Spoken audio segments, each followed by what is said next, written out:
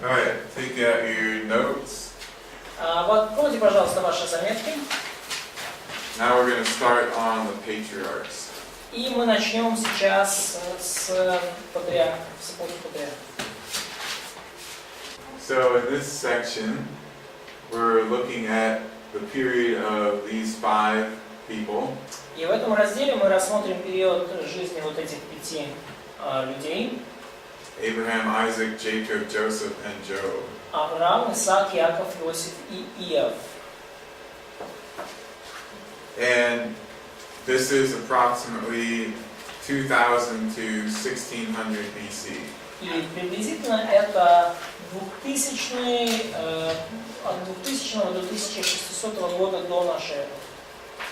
It's in a period called the Middle Bronze Age. И период также называется Средним бронзовым веком. So in your packet you have those archaeological periods listed. И вот в вашем конспекте, пакете документов есть перечислены археологические периоды. And it has a period called the Middle Bronze Age. И вот там есть Средний бронзовый век. And the dates for that. И даты для него. So these archaeological periods, they each have specific features. И вот эти археологические периоды, каждый имеет такие конкретные особенности. So we might think of more recent historical periods. Вы можете думать о более поздних исторических периодах. And how, say, the 20th century had certain things that were unique or common to that period of time. И 20th century ours? No. И каким образом 20-е столетие оно уникально по отношению ко всем другим периодам. Like computers were invented in the 20th century and airplanes and things like that. Ну, например, в 20 столетии вот что уникального произошло, компьютеры изобрели, самолеты появились. And there are certain names that were popular. И были в 20 столетии определенные имена популярные. So the same thing is true in ancient times. И то же самое верно для древних времен. That there are certain features that fit into particular eras of history. То есть есть определенные особенности, которые относятся к каждому временному этапу, каждой эпохи. So remember this Middle Bronze Age is associated with the patriarchs. И вы помните, да, Средний бронзовый век, он связан с патриархами. Now, because this is so far back in time, and most of these people were not very important in terms of the world, и поскольку это достаточно уже давно произошло, удалено по времени, и поскольку эти люди были не настолько важными по меркам этого мира, most of the evidence just shows that they lived in this particular time period. Большинство свидетельств указывают лишь на то, что они действительно жили именно в этот промежуток времени. For example, Isaac. К примеру, Исаак. Isaac was just a guy. He wasn't a king, he wasn't a prince, he wasn't a general. Но Исаак был просто, вот такой хороший парень. Никакой ни царь, ни генерал, ни князь, ничего. So the great nations would not have written about him. И поэтому великие нации в своих летописях о нем не написали. So we wouldn't expect to find stories about Isaac in Babylon or in Egypt. И поэтому нам не стоит ожидать, что мы в летописях Вавилона или Египта найдем повествование про Исаака. But we can look at features of the times. Но мы рассмотрим некоторые особенности этого времени. And see that the account in Genesis accurately reflects what we find in archaeology. И увидим, соответствует ли повествование в книге Бытие тому, что мы находим в археологии. Why might this be important? Почему это может быть важно? Yesterday I had mentioned that a lot of people say the Bible, especially the earlier parts of it, is mythical or full of fairy tales. Вчера я уже упоминал о том, что многие люди считают Библию сборником сказок и мифов. And there's a theory called the documentary hypothesis. И есть такая теория, называется документарная гипотеза. And in this theory, they typically say that the Old Testament started to be written about 650 BC. И в этой теории они говорят, что Ветхий Завет начали писать где-то в районе 650 года до нашей эры. And they say that there are 4 basic sources. И они говорят, что было 4 основных источника. They abbreviate these like so. То есть вот так они такие аббревиатуры они для этого придумали, GEDP. Yahweh, Elohim, Deuteronomical, and priestly. То есть они это называли от имен Яхве, от имени Элохим, Девтерономический или Второзаконие и Священнический кодекс. What's the first letter of the word for priest? S, священник. Okay. And D it's в Oh, Второзаконие. okay. All right. So this is the normal view in biblical scholarship and in history today. И этот взгляд в библейских исследованиях и в исторических исследованиях стал уже в наши дни как нормой. So they would claim that the stories of the patriarchs were written over 1,000 years after they were supposed to have lived. И они утверждают, что истории патриархов были написаны уже столетия спустя после того, как патриархи жили. And that they weren't actually real people. И что патриархи, вообще говоря, не были настоящими людьми реальными. If this were true, we would expect the information in Genesis to contradict archaeology. И если бы это было правдой, то мы бы ожидали, что информация в книге Бытия будет противоречить археологии. But we're going to see that it's actually consistent with this period of archaeology and history. Но мы увидим, что информация в книге Бытия, она соответствует археологии данного исторического периода, среднего бронзового века. There's no way that someone writing this late could accurately portray the Middle Bronze Age over 1,000 years earlier. Совершенно невозможно, чтобы кто-то, кто писал эти повествования столетия спустя, мог настолько точно изобразить реальность среднего бронзового века. And much of what happens in the patriarchal period happens in Mesopotamia and Egypt. И многое из того, что случилось в эпоху патриархов, оно случилось в Месопотамии и в Египте. How many of you have taken history courses at university?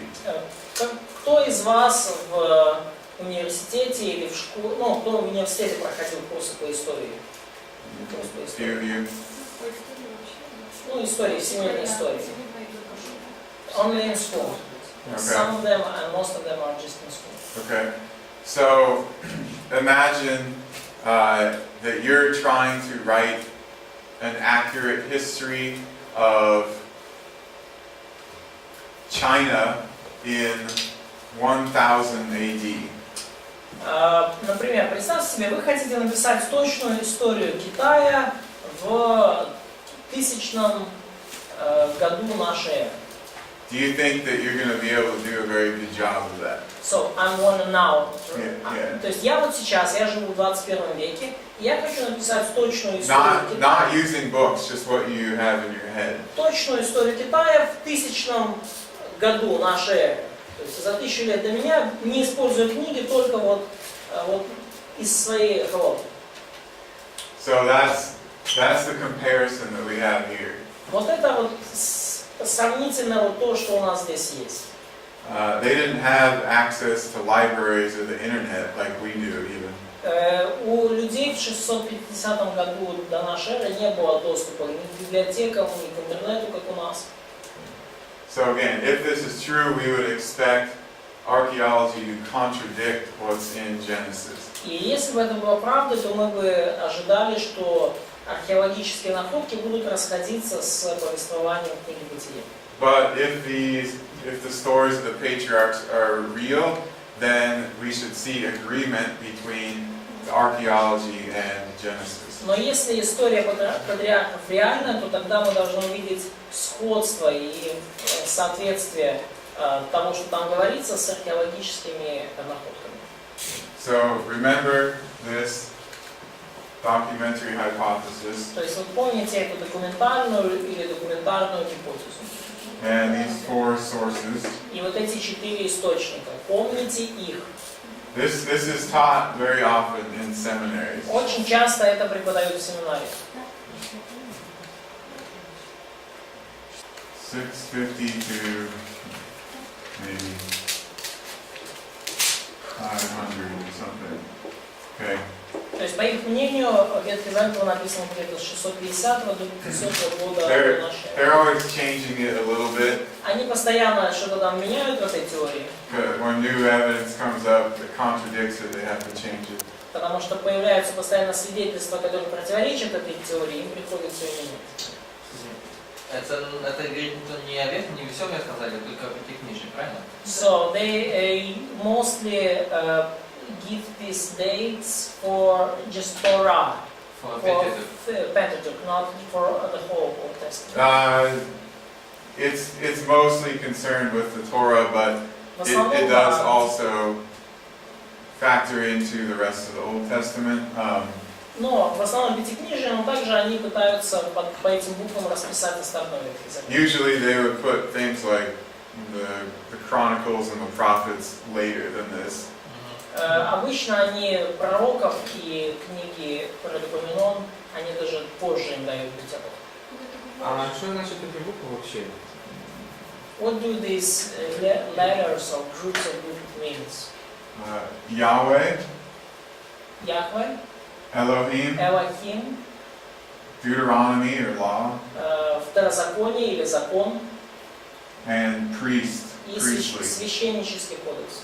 So they say these are the passages which use Yahweh. Они говорят, вот это отрывки, где используется имя Бога Яхве.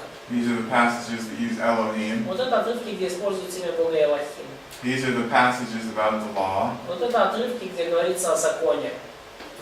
And these are the passages about priestly processes or duties. И вот это отрывки, где говорится об обязанностях священников, ну и вообще о процессе, через который используют священники. So they've tried to make false or created divisions in the writings of Moses. То есть они пытаются в Писаниях Моисея найти вот эти ложные, надуманные разделения. So the patriarchal stories start over here in Mesopotamia, Итак, история патриархов начинается вот здесь, в Месопотамии, in Ur, в городе Ур. and then up to Haran, И вот вверх до Харана. then eventually he gets to Canaan, И так в итоге все происходит в Ханаане, and Egypt, в Египте. So the patriarchal narratives cover a lot of geography. То есть история патриархов, она вообще затрагивает обширную географию.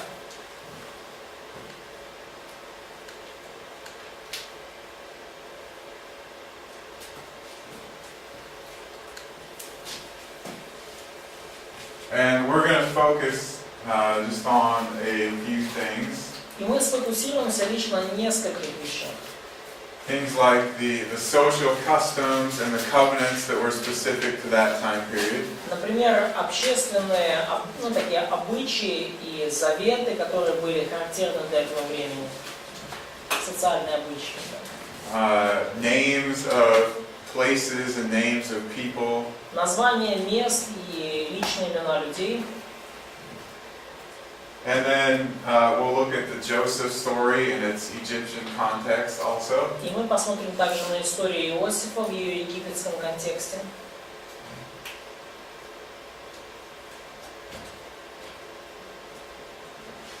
Now, much of the information that we have comes from these little clay tablets. И много информации, которой мы обладаем, она происходит из вот этих маленьких глиняных табличек. In ancient Mesopotamia, this is what people normally wrote on. Вот в древней Месопотамии это то, на чем обычно писали люди. And in all these Mesopotamian cities, they found these big libraries of clay tablets. И во всех этих древних месопотамских городах находят большие библиотеки с глиняных табличек. Sometimes they have these creation or flood stories written on them. И иногда на них записаны вот эти все истории о потопе и сотворении, но не на всех. Sometimes accounts of kings and battles. Иногда там указываются, даются повествования о царях и битвах. Sometimes law codes. Иногда это кодексы законов. Most of them, though, are fairly boring. They're about economic or social accounts of regular people's life. Но большинство этих табличек, вообще говоря, довольно скучные. Это обычная экономическая, каждодневная жизнь, такой, какой живут большинство людей в мире. But much of this is very important for demonstrating that the patriarchal narratives are accurate history. Но многие из них очень важны, чтобы показать, что история патриархов – это реальная история. So the first place we'll look at is Mari. И первое место, которое мы рассмотрим, это Мари. It's in northern, or it was in northern Mesopotamia. Место это находилось в северной Месопотамии. And they found many of these tablets there from the Middle Bronze Age. И вот там найдено много табличек как раз-таки эпохи Среднего Бронзового века. And for example, we have tablets that reflect the type of covenant that Abraham engaged in. И, например, есть таблички, описывающие завет, подобный тому, который заключил Авраам. Let's read Genesis 15. Давайте прочитаем Бытие 15 главу. Read 7 through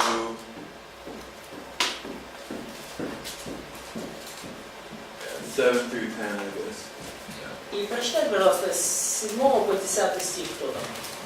И сказал ему: «Я Господь, который вывел тебя из Ура Халдейского, чтобы дать тебе землю сию во владение». Он сказал: «Владыка Господи, почему мне узнать, что я буду владеть ею?» Господь сказал ему: «Возьми мне 30-летнюю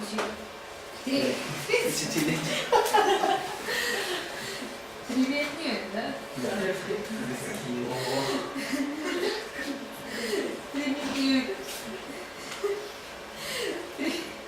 Трилетнюю телицу, трилетнюю козу, трилетнего овна, горлицу и молодого голубя». Он взял всех и рассек их пополам, и положил одну часть против другой, только птиц не рассек. Далее? Alright, so God is making a covenant with Abraham here about the land. То есть и Бог здесь заключает завет с Авраамом насчет земли. And part of the covenant involves the cutting of these animals. И частью этого завета является вот рассечение животных. Now, this is not a sacrifice. И это не жертва. It's part of the covenant process. Это часть вот этого процесса заключения завета. Showing the seriousness of it. И эта процедура показывает серьезность происходящего. And in these tablets at Mari, we have records of the same type of process used. И в этих табличках, найденных в Мари, мы видим описание такого же процесса. And this type of covenant process was used around the time of Abraham and Isaac. И такого типа вот процесс заключения завета, он использовался во времена Авраама и Исаака. At another city called Alalak, we have the same thing attested. В другом городе под названием Алалак мы обнаруживаем похожие предметы. They talk about land grant covenants.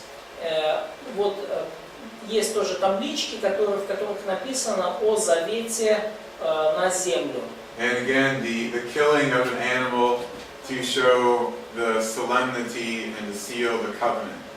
И таким образом там тоже описано убийство животных, и это является как печатью, оно является знаком скрепления завета. But these are not covenant protocols or processes that are used in later times. Но такие вот процедуры, такие церемонии, они уже не использовались в более поздние времена при заключении завета. It only fits into this period called the Middle Bronze Age. То есть они связываются только с этим периодом, который мы называем Средним Бронзовым веком. Which is the time that the Bible places the patriarchs in. И это вот то самое время, где Библия говорит, произошли вот все события с патриархом. You all know, I assume, the story of Isaac and Ishmael, Я предполагаю, что все вы знаете историю Исаака и Измаила. and how Ishmael is actually older. He was born first. И что Измаил, в общем-то, старше, он был рожден первым. So chronologically, he's the firstborn.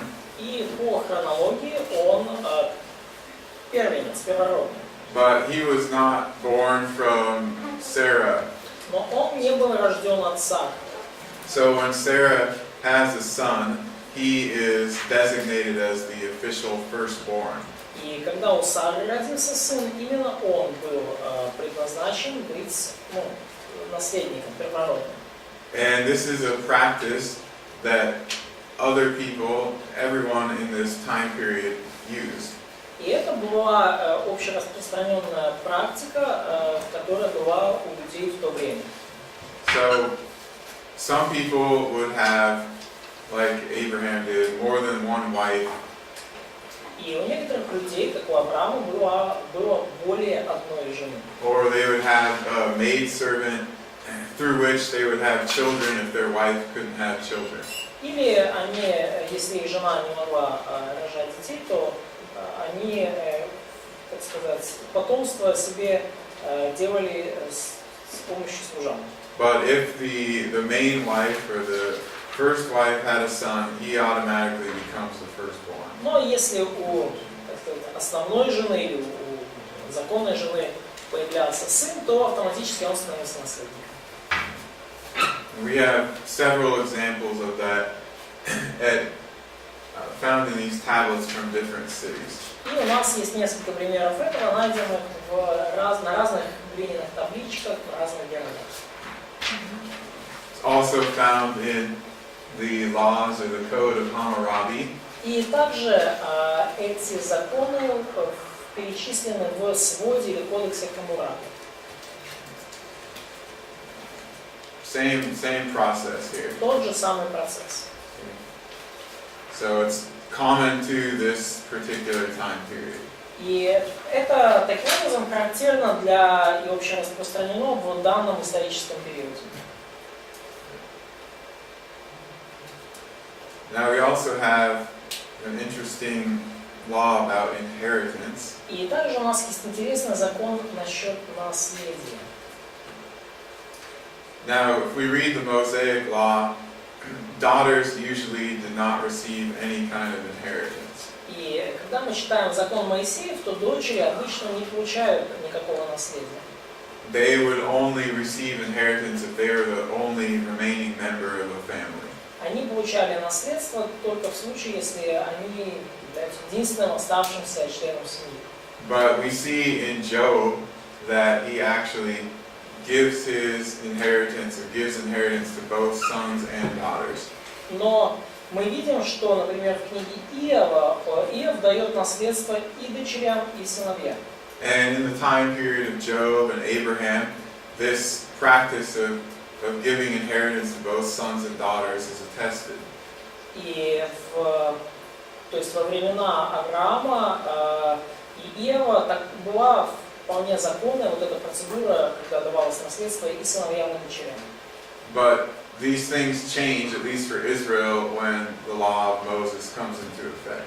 Но все изменилось, по крайней мере, для Израиля, когда вступил в действие закон Моисея. So even within the Bible itself, it's clearly distinguishing between the period of the Mosaic law and prior to that. И даже в самой Библии мы видим ясное разделение между периодом закона Моисеева и предыдущим периодом. Are you familiar with the reasons for placing the book of Job around the time of Abraham?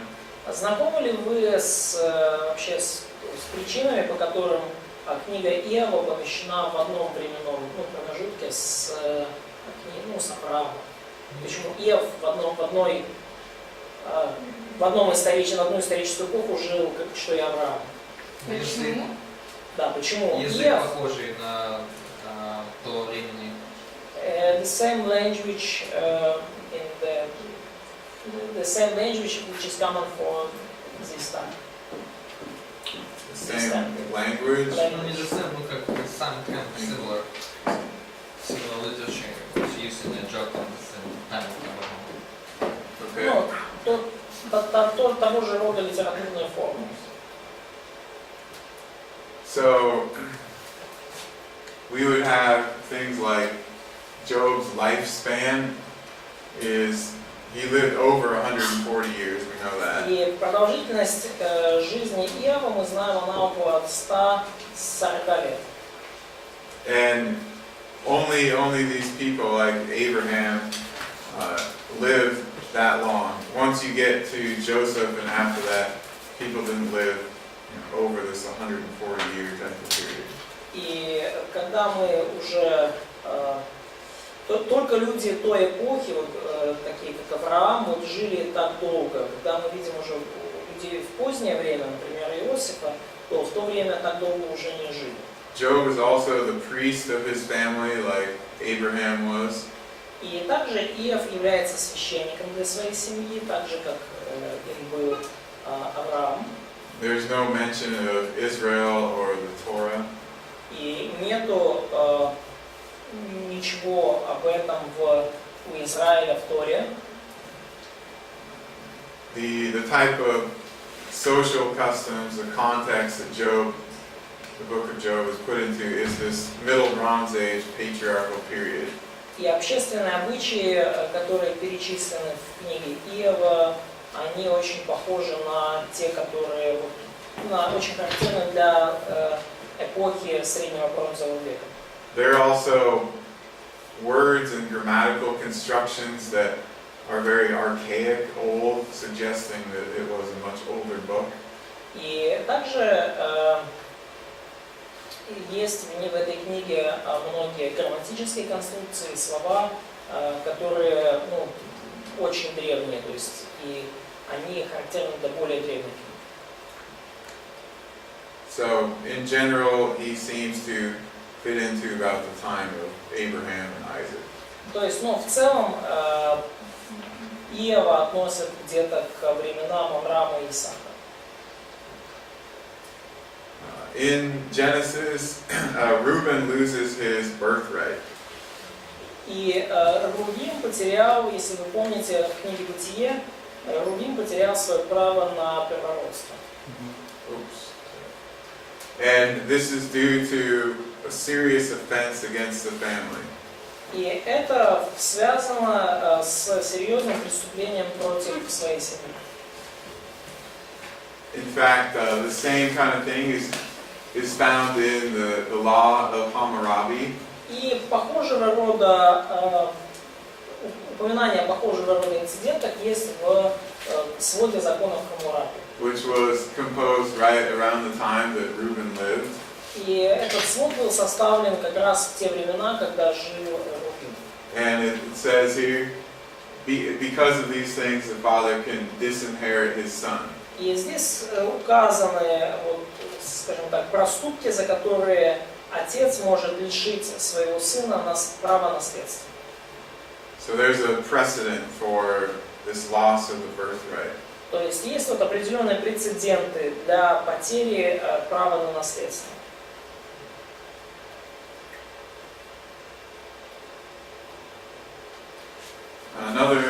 Another object about inheritance. И еще один объект, который связан с наследством. That is again different from how it's prescribed in the Mosaic Law. И также отличается от того, как уже было сформулировано в Моисеевом законе. And that is the distribution of an equal inheritance. И это распределение равного наследства. But this changes in the Mosaic Law. Распределение равных частей наследства, но в Моисеевом законе это изменилось. So we see this in Mesopotamia during the Middle Bronze Age. We also see this in Genesis during the time of the patriarchs. И мы видим это в Месопотамии, вот в Среднем Бронзовом веке. Мы видим это в книге Бытие в эпоху Патриарха.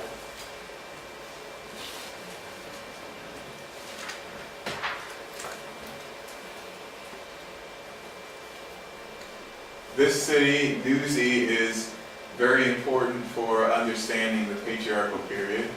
И вот этот город Нузи, он очень важен для понимания эпохи Патриарха. Because many of the tablets found there discuss social customs of this Middle Bronze Age time. Потому что многие глиняные таблички, найденные там, описывают общественные обычаи той эпохи, Среднего Бронзового века. And many of them are social customs that are found in the stories of the patriarchs. И многие из этих обычаев мы находим в истории Патриарха.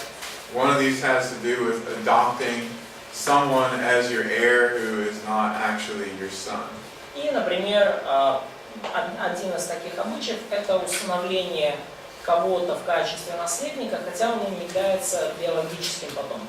Before Abraham has his own children, he is adopting, or he adopts Eliezer of Damascus.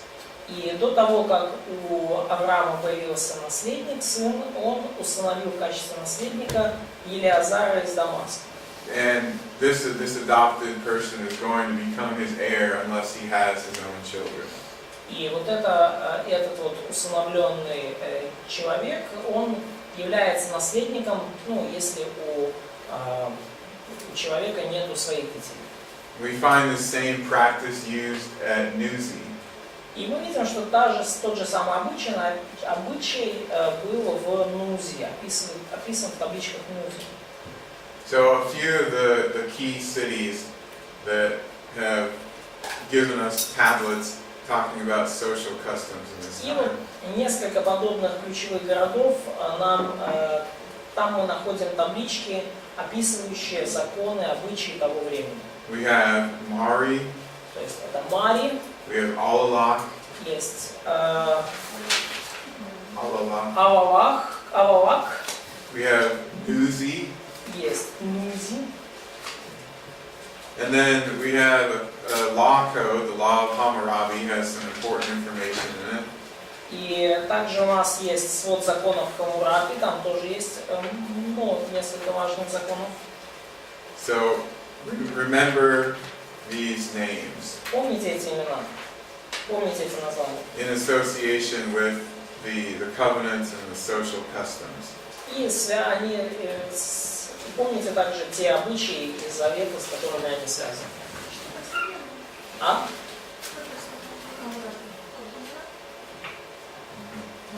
Хаммурапи, свод законов Хаммурапи. То есть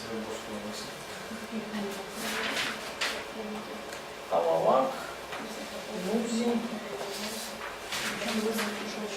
Мари и Хаммурапи. Okay, also at Nuzi we have the practice of children by proxy, like we see in the time of the patriarchs. И также в табличках Нузи мы видим такой обычай, как дети по доверенности. Both Sarah and Rachel practiced this. И такие дети такую обычай практиковали и Сара, и Рахиль. They weren't able to have their own children at first, so they utilized someone else to have children for them. И вначале у них не получалось забеременеть и родить своих детей, поэтому они использовали своих служанок, своих других людей для того, чтобы те родили для них детей.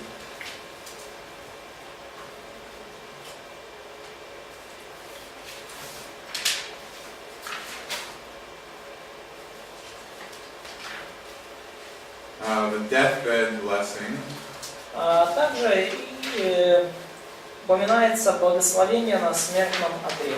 found in two places in Genesis. Мы видим здесь, мы видим два места в книге Бытие.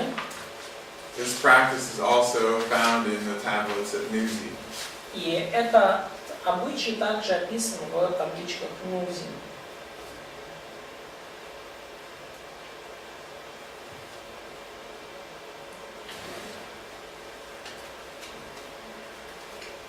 Sale of birthright is also found here. И также там мы можем найти возможность продажи права первенства. And in both cases, in Genesis and in the Nuzi tablets, the person who sells their birthright doesn't seem to get much for it. И в обоих случаях, и в табличках Нузи, в книге Бытие, мы видим, что человек, который продает первородство, не так уж и много за него получает в ответ. In Genesis, he gets stew for his birthright.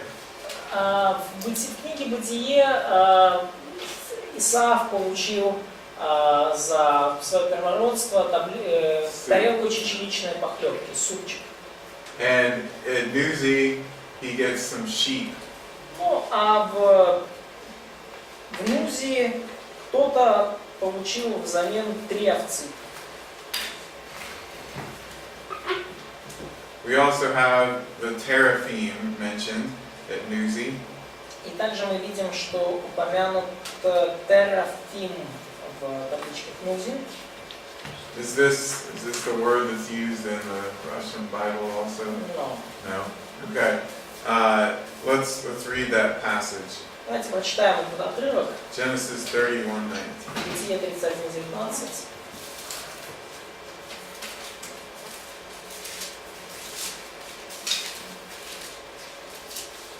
Домовых божків.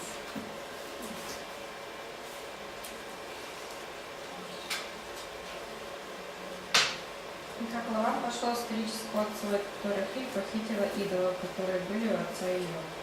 Okay, so they translated it as household idols. Да, ну вот переведены в английском, ну и украинский на помощь приходит домовых божків, домашние идолы. But the Hebrew word is teraphim.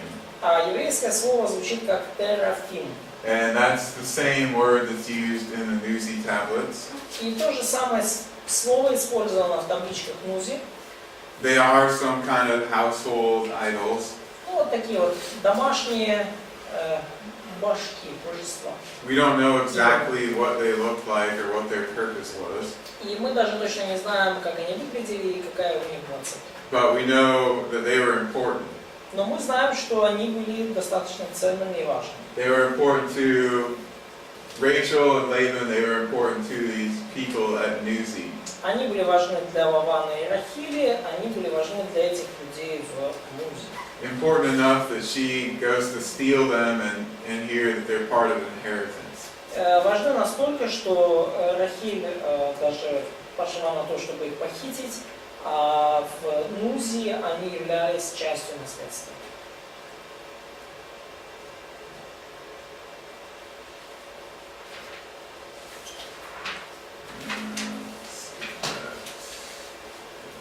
Okay. This is something that it's more related to the writings of Moses, clearly distinguishing between the the time of the patriarchs and the time of the law. И вот это нечто связанное уже с писаниями Моисея, и далее брачные обычаи, они ясно отличают времена до Моисеева закона и после. But the marriage practices of the patriarchs are totally the opposite of what we see in the Mosaic law. И мы видим, что брачные обычаи, брачные церемонии в законе Моисеевом очень отличаются от того, что было до этих законов. So marrying a half-sister, marrying two sisters, marrying a non-Israelite. Брак на двух сестрах, брак на сводных сестрах, брак на тех, кто не принадлежал к израильскому народу. До Моисеевых законов все это было в норме. Within the law, the Mosaic law, all these things are banned. Но Моисеев закон запрещал все эти вещи. So the Bible itself clearly distinguishes between the two periods. То есть Библия сама ясно разделяет два этих периода.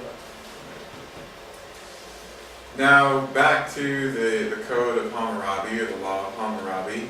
И возвращаемся снова к закону Хаммурапи. We have a particular law that relates to the life of Joseph. И у нас есть конкретный закон, который относится к жизни Иосифа.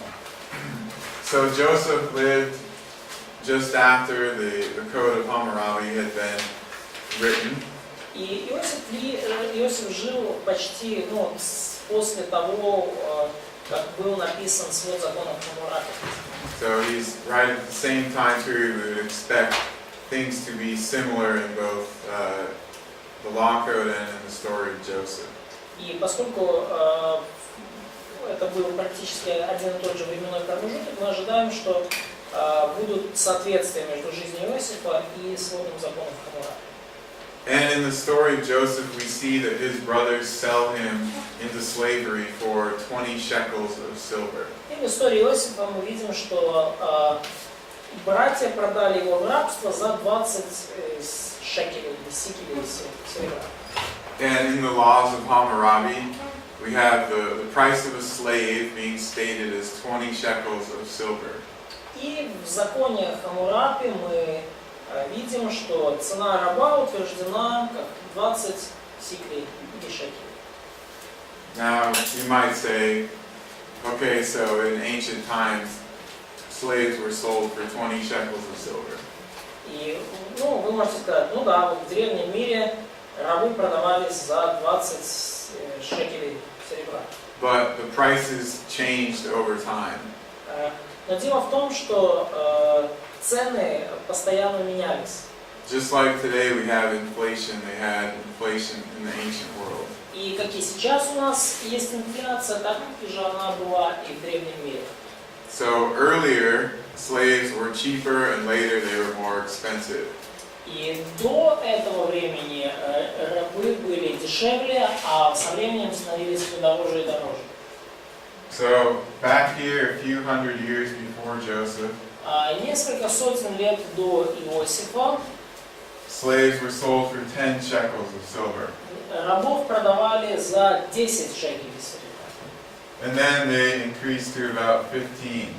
Потом цена возросла до 15. And then at the time of Joseph, И потом во времена they Иосифа were 20. цена была 20 шекелей. At the time of Moses, they were 30. Во времена Моисея цены выросли до 30 шекелей. We see that in Exodus, and then we see it in tablets from Nuzi and Ugarit. И мы видим это в книге Исход, мы видим это в табличках из Нузи и Угарита. At the time of King Menahem, they were 50 shekels. Во времена царя Менахима были уже рабы по 50 шекелей. And we see that in the book of Kings and also in Assyrian documents at the time. И мы видим это и в книге Царств, и в ассирийских документах того времени.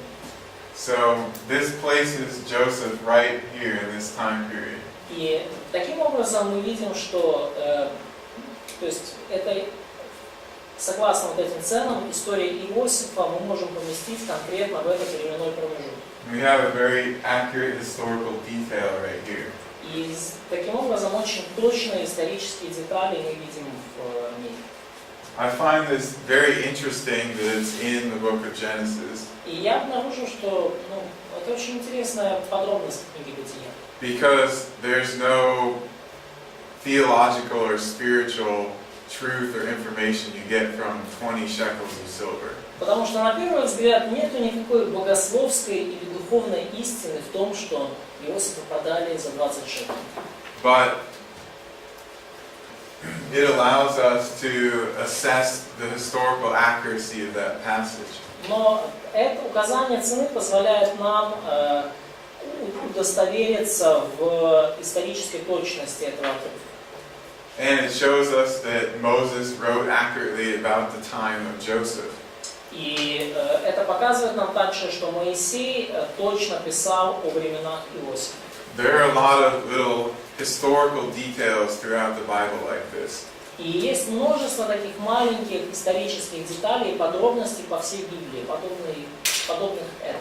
There are things that if we remove them from the Bible, it would have no effect on our theology. И есть определенные вещи, которые, если мы бы их вычеркнули из Библии, это не повлияло бы на наше богословие. But they're all historical markers that demonstrate the accuracy of the Bible. Но это исторические такие маркеры, исторические знаки, которые показывают историческую достоверность Библии.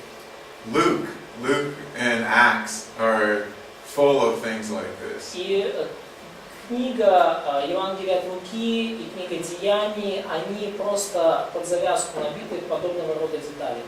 Especially when he mentions all these different Roman officials. Особенно, когда он упоминает всех этих конкретных римских чиновников. He could have told the story without those people's names. И он мог, в принципе, рассказать историю, даже не указывая имена этих. But in so doing, he shows that he's giving an accurate history that we can check. Но делая это, он дает понять, что он рассказывает достоверные исторические события, которые мы можем проверить. So remember Joseph and Hammurabi and the 20 shekels of silver for a slave. Запомните это, да? Иосиф, Хаммурапи и 20 сиклей серебра за раба.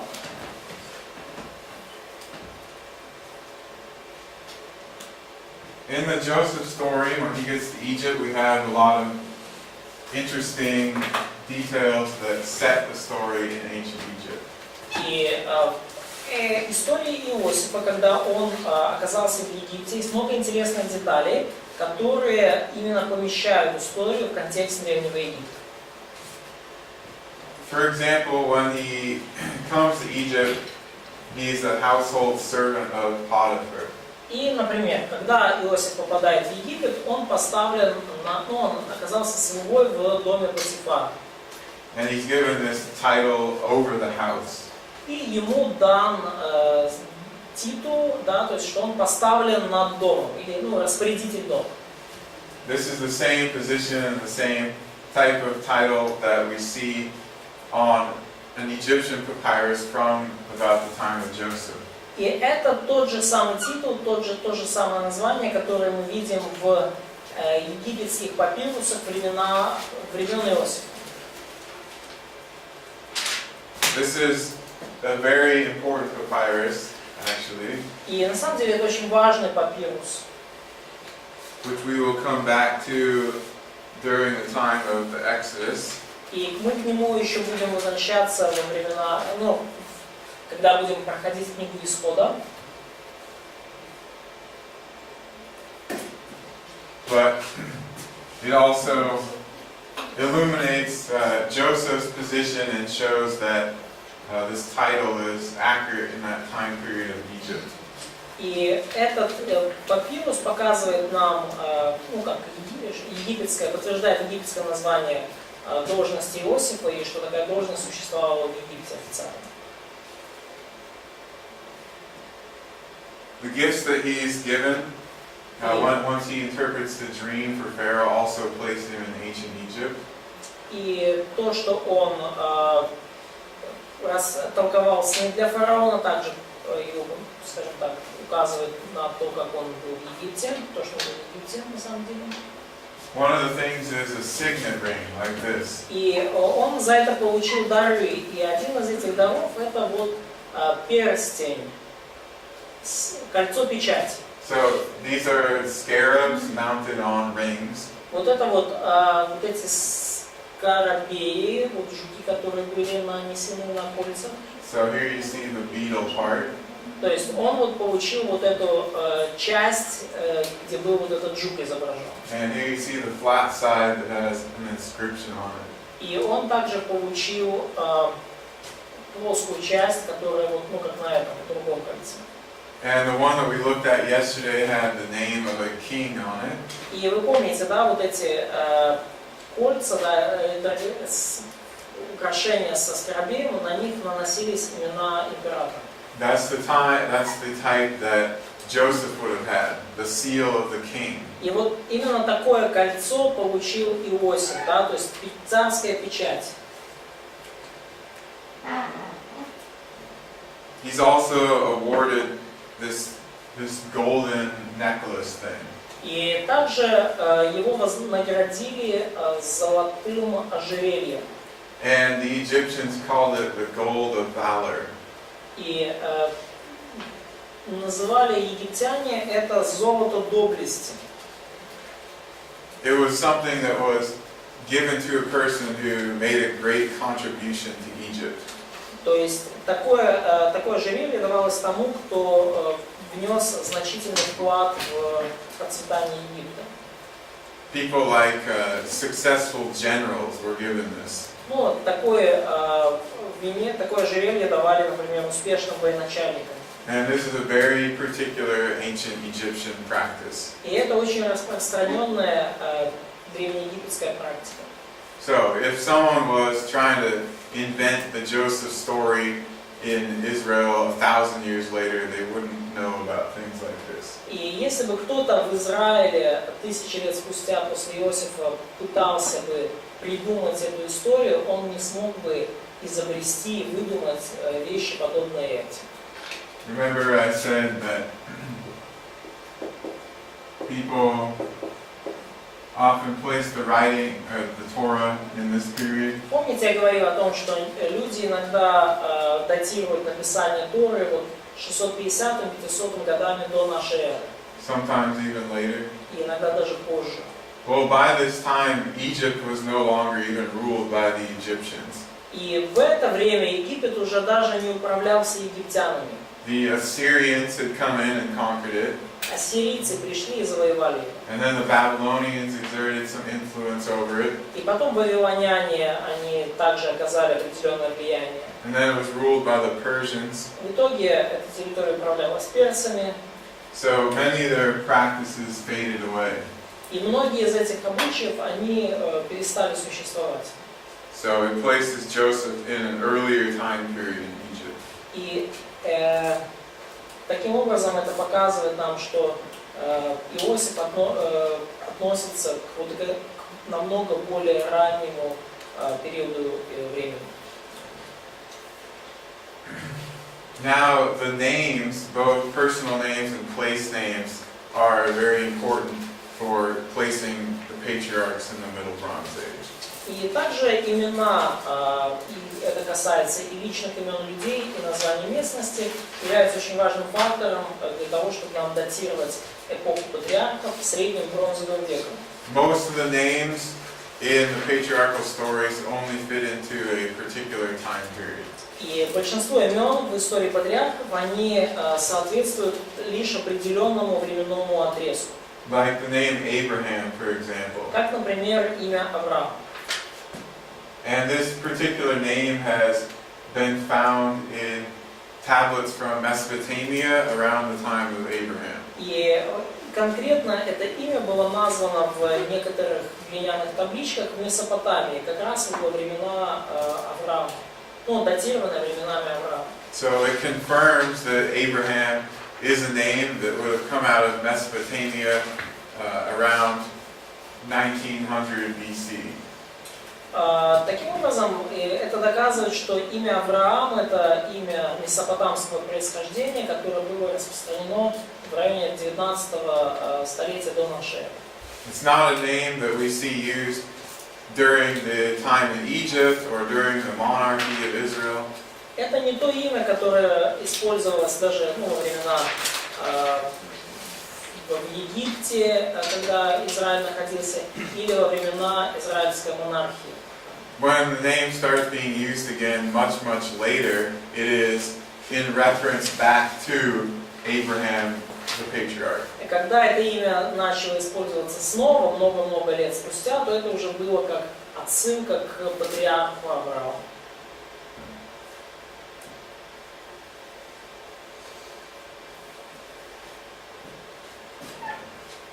There's some texts, some magical texts from Egypt that also included a lot of personal and place names. И есть также такие колдовские тексты в Египте, которые также включают множество имен. These texts the Egyptians used to curse their enemies. И такого рода тексты использовали египтяне, чтобы проклясть своих врагов. They used a ritual to do this. Они использовали определенный ритуал, чтобы это сделать. They would write the names of their enemies and the cities of their enemies on some type of tablet or figurine. Они писали имена своих врагов или городов своих врагов, вражеских городов, на определенного рода табличках таких глиняных. Then they would Или curse it, фигурках. Потом они проклинали их and then they would smash it. и разбивали об пол. Symbolic of them smashing or hoping their enemies would be smashed. То есть это был символ того, что их надежда на то, что их враги будут разбиты. So, for example, we see names like Abraham, Job, Zebulun on here. И там мы видим на таких табличках, которые остались после разбивания, имена такие как Авраам, Иов и Завуон.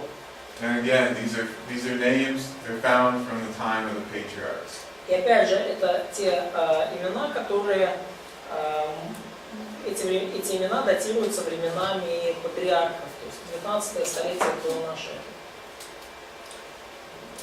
The name Jacob seems to be quite common, or at least it's found on many inscriptions from this period. Имя Иаков, оно кажется очень распространенным, по крайней мере, в письменных документах той эпохи мы его часто находим.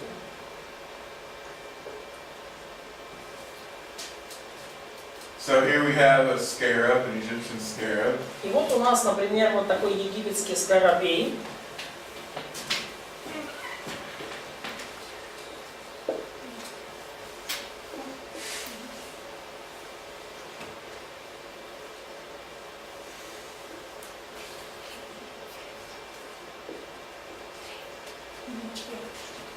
Normally, okay, they read it in this context from top to bottom. Обычно они в данном контексте читали семена сверху вниз. Okay, so something like Jacob of God. Ну вот, переводится это как Иаков Эль или Иаков Бога, Иаков Божий. So what's the imperfect? What's the imperfect? Ah, yes, okay. So this name, along with names like Isaac and Jacob, И такого рода имена, так же как имена Исаак и Иаков, they're called Amorite imperfective names. назывались вот imperfect, Yeah, like the verb tense, imperfect, like in Hebrew. то есть imperfect, да, то есть они назывались вот аморийские имена в imperfect. So, you guys know how an imperfect verb is formed in Hebrew? Вы знаете же все, как в еврейском вот форма imperfect, да? Это будущее время. Future tense. So future tense. Yeah, but so usually, for example, the verb amar, you put a yod in front of it. Да, вот имя Амар вы помещаете как вот what's the sign? Yod. Вы помещаете вот значок йод, Okay. да, в For, начале. this is like the third person singular here. Это как третье лицо, единственное число. Okay? And so it's this sound. Это вот такой звук. Okay? Yaakov, Yitzhak, Yosef. Яков, Исаак, Иосиф. They all start with the yod. They're this imperfect form. Они все начинаются вот с этого йода, который указывает на форму imperfect. And this, okay, Amorite is a language. И аморейский это язык. It's a people, and they had their language, Amorite. Это люди, у которых был вот язык свой, аморейский. We read about the Amorites in the time of Abraham. И мы много читаем об амореях во времена Авраама. And this Amorite imperfective type of name was by far the most common in the Middle Bronze Age. И вот такого рода аморейские имена в имперфекте были наиболее распространены в среднем бронзовом веке. Okay, so, for example, these names. Ну вот, например, вот такие вот имена. Исаак, Яков, Иосиф, Измаил. We see a lot of these in the patriarchal stories. И мы видим много таких имен в истории патриархов. And let's look at a graph to show you. И давайте посмотрим вот график такой. Okay, so the red is this time period of the Middle Bronze Age. Вот красный это период, ну, красным помечен период среднего бронзового века. These are later periods. А это более поздние периоды. So you see how much more popular this type of name is in the Middle Bronze Age. То есть вы видите, насколько более популярны, насколько эти имена были популярны в среднем бронзовом веке.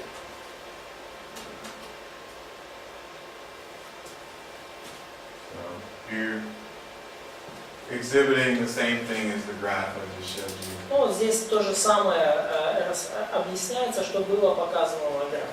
And this is a study from names in documents outside the Bible. И это исследование имен в документах не библейских, то есть помимо Библии. If we look in the Old Testament, we see the same pattern. Но когда мы смотрим на Ветхий Завет, мы видим ту же самую закономерность. You rarely, very rarely see this type of name after the time of the patriarchs in the Bible. Вы редко, очень редко видите такого рода имена после времен патриархов.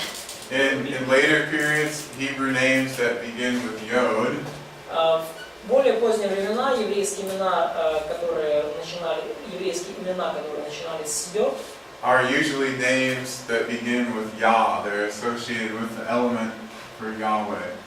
они начинались уже как с Я, то есть они связывались каким-то образом с именем Яхва. So this is not an Amorite imperfective name. Но это не имя аморейское в имперфекции. It's a God name, or we would call it То theophoric. есть это не аморейское имя в имперфекте, а это имя Бога, Яхва. Okay. So they're using the name of their God in their name. То есть они использовали имя Бога в своем имени. Ну, это грамотно. Sometimes we see Yah, sometimes we see El. Иногда мы видим Я, иногда мы видим Эль. Sometimes it's at the beginning of the name, sometimes it's at the end. Иногда Я или Эль находятся в конце имени, иногда в начале. Ezekiel, Например, Иезекииль или Иезекиэль. Eliah, Илия или Элия. Hezekiah, Езекия, я в конце. so on. Исаия, Айзея, Yes, exactly. Осия. Осия, Озея. Yep. So very, very common after the settlement of the land to use these types of То names. есть очень распространенным обычаем и после того, как Израиль заселил землю, было давать вот такого рода имена. In the tablets that talk about social customs, we also find the type of names from the patriarchal stories. И в глиняных табличках, которые говорят о обычаях общественных в то время также часто встречаются подобные имена. So Mari had some covenant practices similar. It also has names that we find in the patriarchal stories. И в табличках Марии, например, во-первых, написаны, мы уже говорили, заветные обычаи, похожие на библейские очень, и также использованы очень похожие имена, ну такие же самые имена. Okay, like Abram, Laban, Jacob, Авраам, Лаван, Иаков. and a name similar to Benjamin. И, возможно, имя очень похоже на имя Вениамина.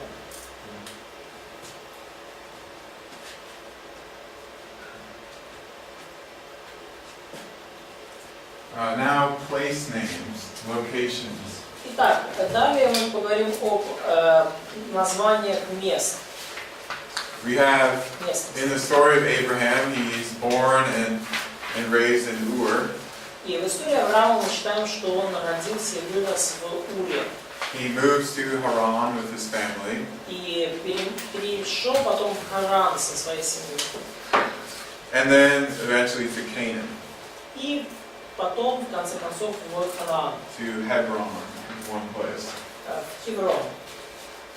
Well, when archaeologists excavated Ur and they read these ancient documents about it, we found out some very interesting things. И когда археологи раскопали Ур и нашли там древние документы, то там обнаружились интересные вещи.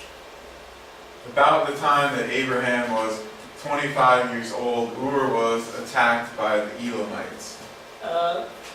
25 years old. Yes. Да, где-то вот незадолго, около того времени, когда Аврааму исполнилось 25, Ур атаковали эламиты. The empire of Ur had fallen into some political and economic turmoil.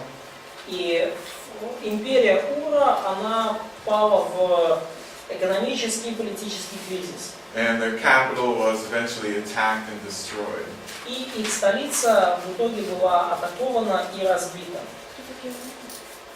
Who is these Elamites? They lived to the east, Они жили на востоке. a region we might call Persia. Ну, можно сказать, ну изначально, может быть, это были родоначальники Персии. Present day Iran, basically. Ну, в настоящее время это территория Ирана.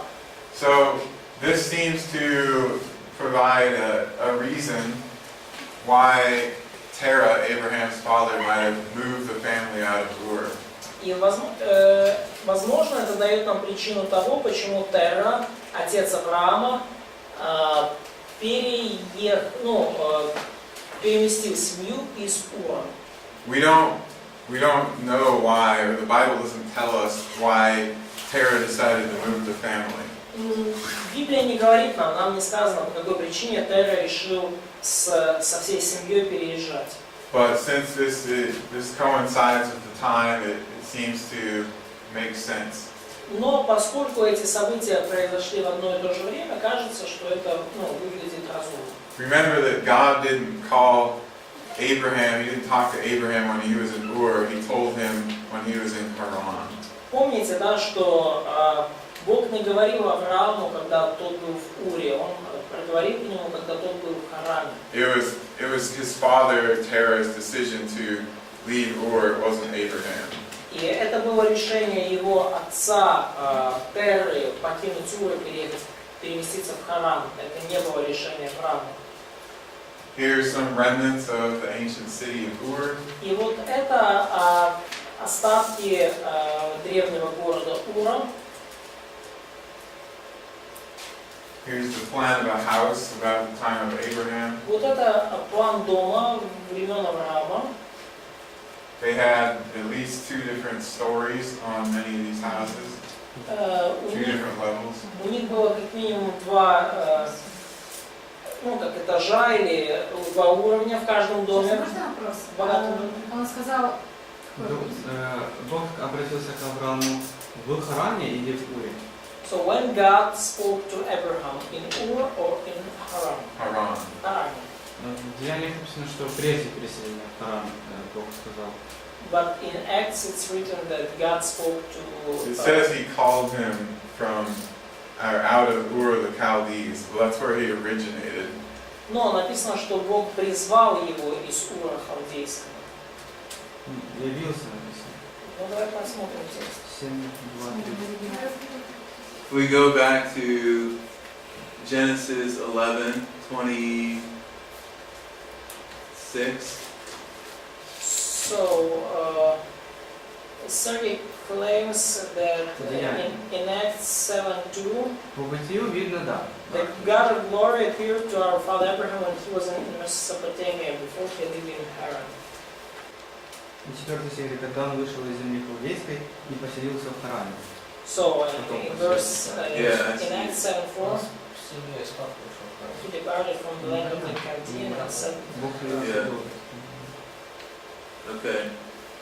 So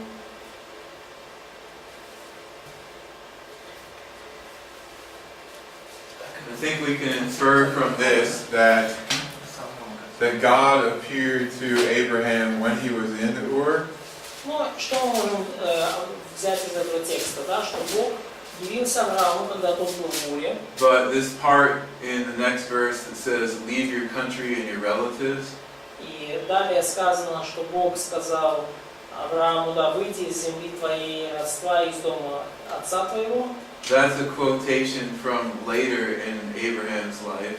И эта цитата уже в 3 стихе, она из более позднего периода жизни Авраама. And that's when he's living in Haran. И это вот уже произошло, когда он вышел из Харана. And that's when he actually tells him to leave Mesopotamia and go to Canaan. И вот это фактически то, что Бог говорит ему, чтобы тот покинул Месопотамию и пришел в Харан. So his actual calling of him occurs after he's already left Ur. И настоящий реальный призыв к нему произошел тогда, когда он покинул Ур. And if we read the story in Genesis, we see that it was the decision of Terah to leave Ur and move to Haran. И когда мы читаем историю книги Бытие, то мы видим, что это было решение Терры покинуть Ур. А? Да. Ну и Терры, да, Фары. It says Фары отца Авраама. it says in Genesis 11:31, Terah took Abram, his son, etc., and they went to Haran. Да, в Бытие 11:31 взял Фара, Авраама, сына своего, Лота, сына Аранова, и вышел с ними из Ура Халдейского, чтобы... So Acts gives us additional information that God appeared to Abraham earlier, but Книга Деяний дает нам дополнительную информацию, что Бог являлся Аврааму и раньше. he actually tells him to move into Canaan when he is in Haran. Но Бог повелел ему идти в Ханаан, когда Авраам находился в Харане. All right, thanks for pointing that out. I will clarify that in my slides. Да. Я сделал проясню эти моменты в своих слайдах. Ну, Фара, да, отца Авраама звали, там Терра, или неправильно? Украинский Терах. So in Ur, though they have a fairly high level of civilization, Но в Уре у них была очень высокоразвитая цивилизация. they have plumbing, some crude form of plumbing even. Plumbing, running water. То есть у них был даже водопровод своего рода. So Abraham lived in what might have been the largest and most advanced city in the world at this time. И таким образом Авраам жил в одном из наиболее крупных и развитых городов того времени. And he ends up moving to Canaan, which was not a very advanced place. И он в итоге попал в Ханаан, который не был настолько высокоразвитым местом. So he really is making a hard decision here to follow God in terms of his life comfort. И на самом деле он принял достаточно трудное решение в том, чтобы следовать за Богом, даже жертвуя собственным комфортом. But Mesopotamia at this time was also a very pagan place. Но Месопотамия в то время также была очень языческим местом. Both Ur and Haran had temples to the sun or the moon god. И что в Уре, что в Харане были храмы, где поклонялись богам Солнца и Луны. In fact, this may have been the reason that Terah decided to move his family to Haran. Ну, возможно, в этом была причина того, что Фара решил свою семью переселить в Харан. Joshua mentions in chapter 24 that the ancestors of Abraham, that they worshipped other gods across the river. И Иисус Навин в 24 главе упоминает, что другие потомки Авраама, ancestors Abraham, yes? Yeah. Другие потомки Авраама, они на другой стороне, там поклоняются другим богам. So, В 24 главе Иисуса. У меня просто вопрос по поводу Бытие 31:53. Лаван называет Бог Авраама и Бог Нахора. Нахор его брат. То есть мы можем... 31-53, да? Genesis 31:53.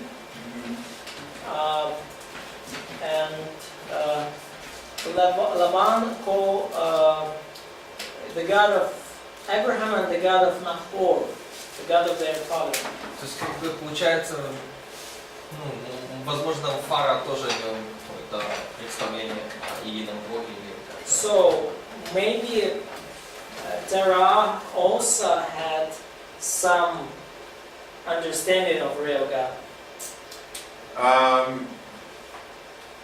he might have later, but Возможно, и он такое представление о единобоге получил. Joshua 24:2 says, Но Иисус Навин 24:4 говорит, Terah, the father of Abraham and of Nahor, they served other gods. что... Так, сейчас, секундочку. Библейная буква. 24:2, да. Говорит, что вот издревле ваши отцы, Фара, отец Авраама и Нахора, жили за рекой и поклонялись другим богам. So probably 24:2. the one true God is not revealed to them until they're in Haran and God speaks to Abraham. Ну, поэтому по всей... Or before perhaps, but Terah still continues to worship false gods. Ну, по всей видимости, единый истинный Бог не открывался, когда они были в Уре, а, возможно, открылся, когда они уже переместились в Харан. Но и при этом мы все равно видим, что Фара все так же поклонялся другим богам. It looks like the conversion starts with the generation of Abraham. И похоже, что обращение началось с поколения Авраама. А это дом Авраама? So, is it the house of Abraham? No, but it's the type of house that was in Ur when he lived there. Но это не дом Авраама, но это такого рода дома были в Уре, когда они его покинули. We don't know what social class Abraham and his family were in. Но мы не знали, к какому общественному классу, в какой принадлежал Авраам и его семья, когда они покинули Ур. But there were quite a few people who lived in very nice houses in that city. Но в этом городе было достаточное количество людей, которые жили вот в таких богатых домах. Это сейчас такой дом раскопали, да? So now they excavate such houses in India. They did a long time ago. Но они давно уже их It hasn't been worked on for many years. на этой раскопке уже не работают много лет. Because Ur is in Iraq. Ур в Ираке And находится. there have been a lot of wars there over the last 20 years. За последние 20 лет там было много войн.